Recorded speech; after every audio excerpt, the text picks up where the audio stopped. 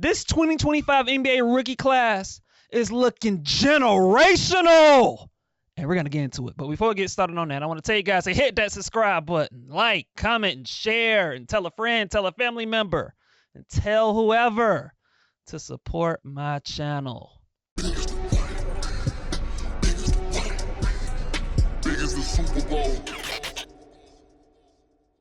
And this 2025 NBA rookie class, like I said in the preview, it's looking really generational. It's looking incredible. It's special. I got to tell you, this 2025 NBA rookie class is one of the best rookie classes that I've seen in a long time, man. These rookies are special. And the guy that I want to talk about first when it comes to this 2025 NBA rookie class, I got to talk about Kon Knueppel of the Charlotte Hornets. This dude, Kon Knueppel, is special. This dude is averaging 19 points a game. This dude is shooting over 47% from the field, over 40% from three. And if the season ended today, Kon Knueppel would be my rookie of the year. This dude is special. I've watched this dude twice already in person against the Atlanta Hawks. And I've watched them several other games. This dude is good, man. This dude is legit. This dude is skilled.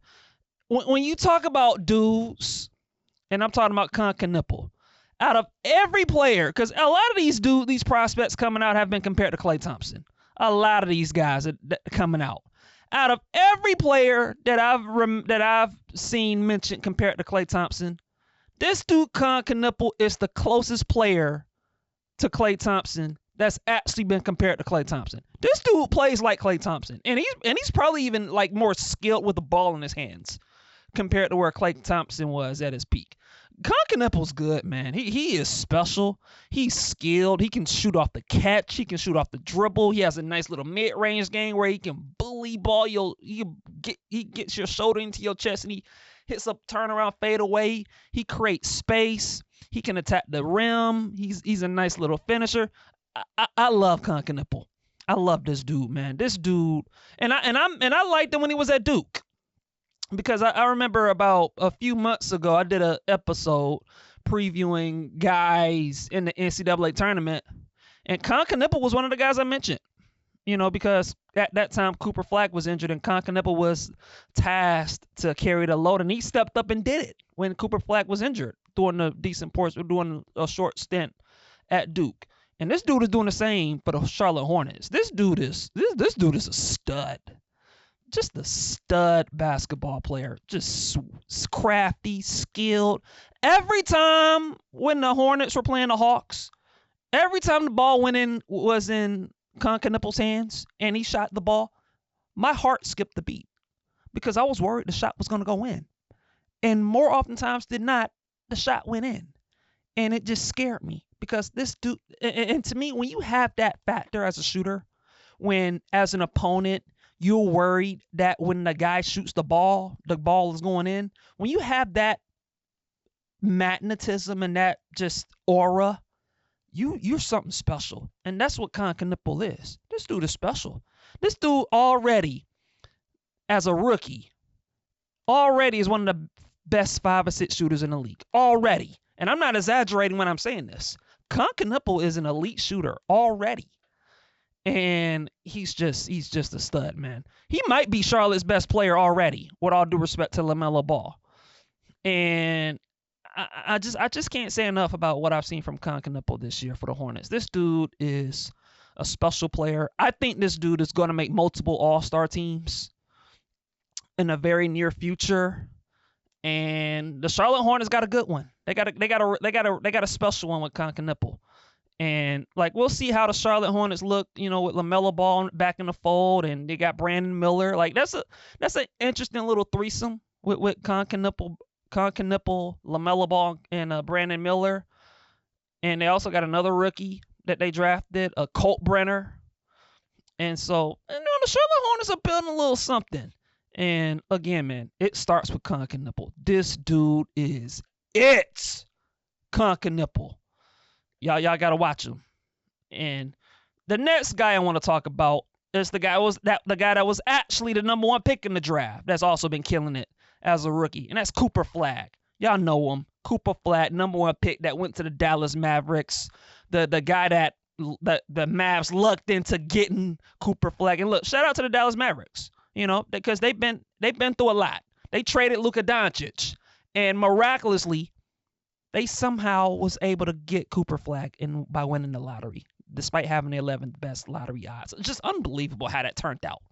But Cooper Flagg he's living up to his billing. This is a guy that's averaging 18 points a game on 47% shooting. And this is a guy that's been playing a lot better for the Dallas Mavericks. He struggled a little bit the first 2-3 weeks of the season trying to find his footing. But boy, has he found his footing. Cooper Flagg is hooping. And look, as far as I'm concerned, the Rookie of the Year race is a two-player race. It's Cooper Flagg and Kon Knueppel. And look, I would have Cooper Flagg number 2 slightly as of today, but he could catch the Kon Knueppel, no problem. Like, that got totally happened. But Cooper Flagg is a stud, man. Like, you just watch him. The defense is as advertised. He's flying around on the defensive end. He's blocking shots. He's getting steals. He's getting deflections. And on the offensive end, he's a lot more skilled than I think people acknowledge. He can do some stuff with the ball in his hands. Now, look, he's not a point guard. And that was the problem earlier in the year and why he was struggling, because Dallas, for whatever reason, thought this dude was a point guard. But no, he's a forward. He's a small forward who can also play a little power forward. That's Cooper Flagg. And Dallas he's making plays in transition. He's making plays in the mid post. He has a nice little post up game. He can hit turnaround fadeaways. He's crafty around the rim. He can score on the post. He has great footwork. He has nice touch. He can get to the rim. He can dunk on you. He can do a lot, man, Cooper Flagg. And he's good with playing within the flow of the offense. That's what I like about Cooper Flagg. He ain't forcing the issue a lot of the times. He ain't jacking up a bunch of shots. He's getting his game within the flow of the offense. And it's really good to see, man. He's a smart player. He has a nice little mid-range game. Honestly speaking, when I look at Cooper Flagg, he has a little Kawhi Leonard in him. Like, he reminds me a little bit of Kawhi Leonard when I watch him play basketball, man. He loves to operate in that mid-post area. He can turn around, hit fadeaway jumpers. He can get to the basket. His three-point shot ain't there yet. Like, that's something that's going to have to continue to develop. But he's very polished as an offensive player, man. And he's a special player, and he competes on both ends of the floor.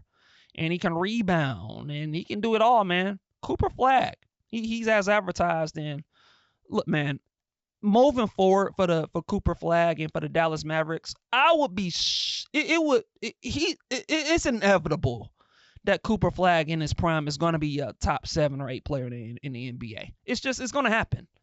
Like this, and already you can make an argument he might be the top 40 player right now as is. And so Cooper Flagg, man, like he's legit. And he's been playing well for the Dallas Mavericks. He's hooping.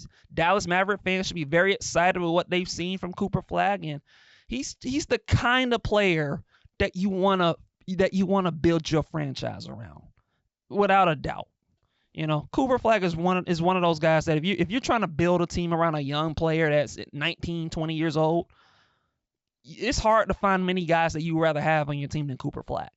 And so he's playing well for the Dallas Mavericks. And look, man, salute to Cooper Flagg, because the future is very bright for that young man. He's hooping. And the third guy that I want to mention, as far as a rookie that's been playing well I can't go without mentioning this dude, man. Derik Queen of the New Orleans Pelicans. Derik Queen. And look, man, if y'all followed my content during the summer, I was talking about Derik Queen a good bit. I was in on Derik Queen. I wanted the Hawks to take him and draft him. Now, look, the Pelicans did something that I never expected. They gave the Atlanta Hawks an offer that the Hawks could not refuse. And they gave the Hawks that unprotected pick in 2026. And look, I know the Pelicans have been playing a little better. They've been playing better basketball lately. But look, man, that pick is going to be in a lottery. Along with the Bucks pick, which is a swap. And so that means the Hawks are going to have a chance to get someone like an AJ DeBansa. And so I'm still cool with what the Pelicans did. But look, man, Derik Queen, back to him. I was talking this dude up, all last year doing the process. I was talking this dude up, and I'm telling y'all, this dude Derik Queen is special. He is special. This dude already right now is averaging 13.7 rebounds and 4 assists a game for the Pelicans. And lately, he has been hooping. Recently, this dude had a 30-point triple-double. A 30-point triple-double? How many dudes that are 20 years old getting 30-point triple-doubles? Derik Queen is. Derik Queen, just the skill set that this dude has, the way that he can handle the ball, face up, post up. He can handle the ball in transition. He has great footwork, great touch, can pass with his left hand, right hand. He has nice spin moves. He has great the way that he can cross you up with his ball handling skills. Offensively, he's the complete package. He has a nice mid-range game. The only thing he doesn't do well on offense yet for Derik Queen is shoot threes. He's got to work on his three-point shot, for sure. But that's the only thing he's got to work on. Everything else on offense he has. He has the complete package on the offensive end and defensively. Look, he's got some work to do on defense a little bit. He does. But he has great hands. He gets steals. And the guy, as a rookie, is playing like a 5-year veteran. The guy just knows what he's doing out there on the court for the Pelicans, man. And look, I know the Pelicans have been criticized for that trade. And as I mentioned, as a Hawk fan, I'm happy that the Hawks have that Pelicans pick, which I think is still likely going to be a lottery pick. But look, man, the way that Derik Queen's looking, there's a real chance he's going to make a lot of people forget about that the Pelicans gave up that pick. It's a real chance because I think Derik Queen is going to be a star in this league. I said it a few months back before his draft, and I'm based off of what I've seen up to this point, I'm standing by it. Derik Queen is going to be a star in this league for the New Orleans Pelicans, and I think New Orleans Pelican fans are going to be very happy that they have Derik Queen on their team because I think that dude, I think he is it. He's special. He has some Alfred Sengun in his game, and y'all seen what Alfred Sengun has done for the Houston Rockets. I think Derik Queen is going to do similar for the New Orleans Pelicans. I think he's going to be the face of that team in a very near future. And look, man, Pelican fans they're happy. I'm sure they are happy that they have Derik Queen on their team. And like I said, man, they should be happy because Derik Queen he's that dude. He is a bad man. And then some. And the next guy I'm also going to talk about is VJ Edgecombe of the Philadelphia 76ers. Another guy that I consider to be a bad man. VJ Edgecombe, averaging 15 points a game. He's shooting over 43% from the field, nearly 40% from three. Another guy playing like a 5-year veteran. Guy that knows what he's doing out there on the court. The guy that competes on both ends of the floor. He's scrappy. He gets steals. He's fearless. He's making plays in transition. He's finishing at the basket. He's shooting threes. And he's skilled, man. He has some skill to his game, man. VJ Edgecombe, he's a killer. Absolute killer for a rookie. Guy coming out of Baylor who was the 3rd pick in the draft. He's making the Sixers looking smart for picking them. And look, with the Sixers, they've been through a lot with the Joel Embiid stuff with his injuries, and even still, Joel Embiid every other game, like he's injured, he's in and out of the lineup. Paul George, same thing, in and out of the lineup. But the one constant that's been there for the Sixers is Tyrese Maxey and VJ Edgecombe. Those two together have a chance to might be the best. They could be the best backcourt in the NBA in a couple of years. And I'm not exaggerating when I say that. That could be an elite backcourt with VJ Edgecombe and Tyrese Maxey. And VJ Edgecombe, he's a skilled player, man. You watch him and you just see star quality in how he operates and how he conducts himself on the floor and how confident he is with his shot, with his ability to maneuver on the floor, get to the basket. He's crafty, skilled, has a lot of explosiveness to his game. He competes on defense too, man. He's a competitor. And he has that Philadelphia aura. The stuff that people from Philadelphia like, just that feistiness to get after it and compete and battle. And that's what VJ Edgecombe has. And he's had a good year as well, man. So shout out to VJ Edgecombe, and I think he's brought new life to the Philadelphia 76ers without a doubt, man. And so shout out to VJ Edgecombe. He's doing his thing. And the other guy that I want to talk about is Dylan Harper of the San Antonio Spurs. Another guy. Drafted number 2 overall behind Cooper Flagg in the 2025 NBA draft. And this is a dude, again, just, man, you talk about a dude that can finish at the basket. Dylan Harper is one of the best finishing guards that I've seen in a while. I mean, he is just relentless getting to the basket. Just relentless. And, man, I mean, a guy that's 6'5" and can handle and get to the basket, and he can shoot it a little bit as well. Has a nice little left-handed jumper that he goes to. He reminds me a lot, when I look at Dylan Harper, he reminds me a lot of, he's like a taller Jalen Brunson to me. That's the comparison I have. Dylan Harper is a taller version of Jalen Brunson. Just crafty, an incredible finisher with his left hand. He has great footwork. He can shoot threes. He can shoot in the mid-range. He can post you up a little bit. He is good, man. He is a special player for the Spurs. I mean, good Lord, man. What did the NBA do to get Dylan Harper on the Spurs? Like, how? They got Victor Wembanyama. They got Stephon Castle, and now they get Dylan Harper. I mean, and you got De'Aaron Fox, who they traded for last year. I mean, goodness. I mean, you look at the Spurs, right? You look at the Spurs. One could make an argument that they already have their version of Tim Duncan, Manu Ginobili, and Tony Parker with Victor Wembanyama, Stephon Castle, and Dylan Harper. I mean, Victor Wembanyama's the Tim Duncan on the team. Stephon Castle's the Tony Parker on the team. And Stephon Castle is the Manu Ginobili on the team. I mean, and they got those 3 dudes. And then you have a guy in De'Aaron Fox who can get you 20 to 25 a game. I mean, the Spurs are just loaded with just talent. You got 3 guards, and you have Victor Wembanyama. I mean, it's just. I mean, if you're a San Antonio Spurs fan, I mean, you're just in heaven.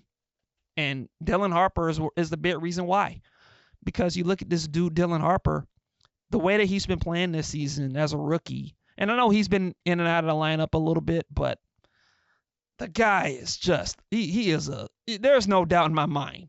You're talking about a guy that's going to make an all-star team as a guard. I mean, imagine this dude when he's 25. I mean, he's going to be scary with what he's going to be able to do at the guard position. And like I said, just incredible finisher, great footwork, great mid-range game. He's a capable shooter, and he's only going to get better as a three-point shooter as he gains more experience. And defensively, he's not too bad either. And so, man, I mean, Dylan Harper, again, just the poise that he has for a guard.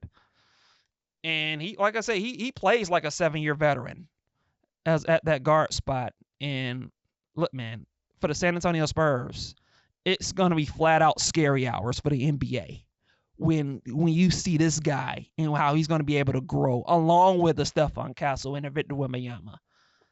I mean, look out NBA, because Dylan Harper, along with what the Spurs are building, is looking scary.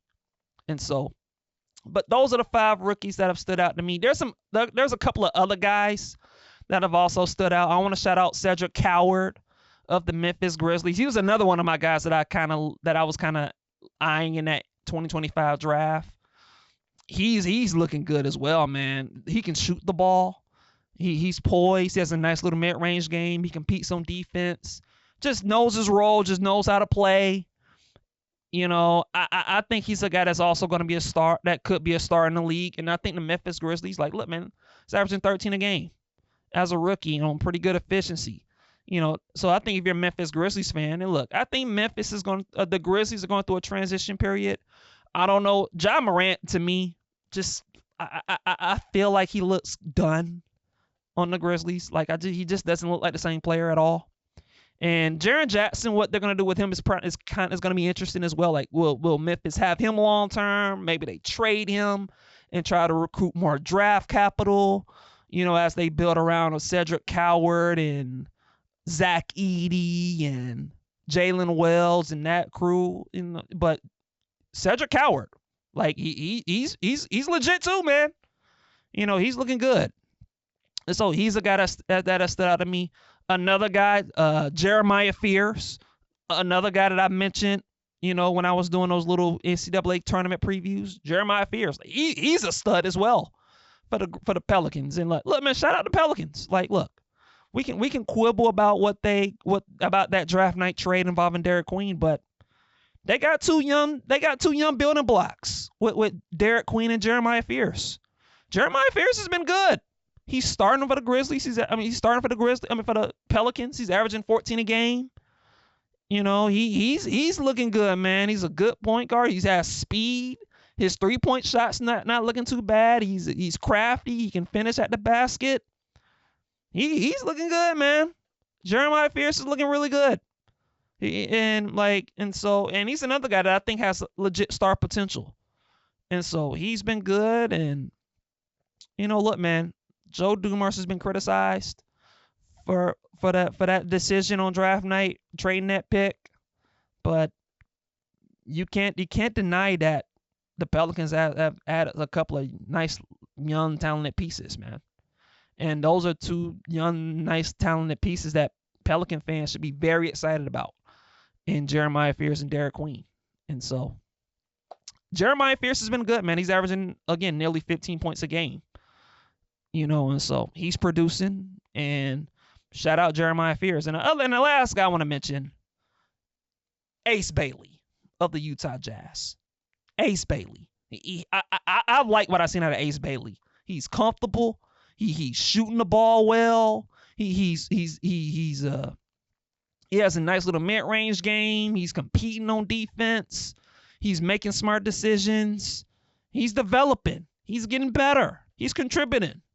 And so, I gotta support my Georgia boys, and Ace Bailey's from Georgia, from the Atlanta area. And so I want to shout out Ace Bailey, man. He's playing good. He's playing good basketball. He's been producing, averaging around 10 points a game, and he's gonna do nothing but get better than what they have going on in Utah. And so I want to shout out him. And just in general, man, this 2025 NBA rookie class is one of the best classes I've seen in a while, man. I think this class is uber talented.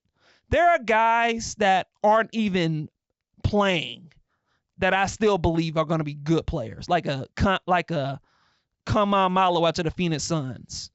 You got Colin Murray Boyes of the Toronto Raptors. You got Matt Raynon on the Sacramento Kings. He's been producing and playing well. He's averaging over 10 points a game. He's getting minutes ever since Domantas Sabonis has been injured and out. And so he's been playing well. So this rookie class, it is special. It's incredible. I think there's a good 7 or 8 guys in this class that I believe have all-star potential. And I will be shocked if we don't get at least 5 guys in this 2025 NBA rookie class that doesn't make at least one all-star team. I think there's a lot of talent. Trey Johnson, I didn't even mention him, of the Washington Wizards. He's been good. And so like you got Cooper Flagg, you got Dylan Harper, VJ Edgecombe, Derik Queen, you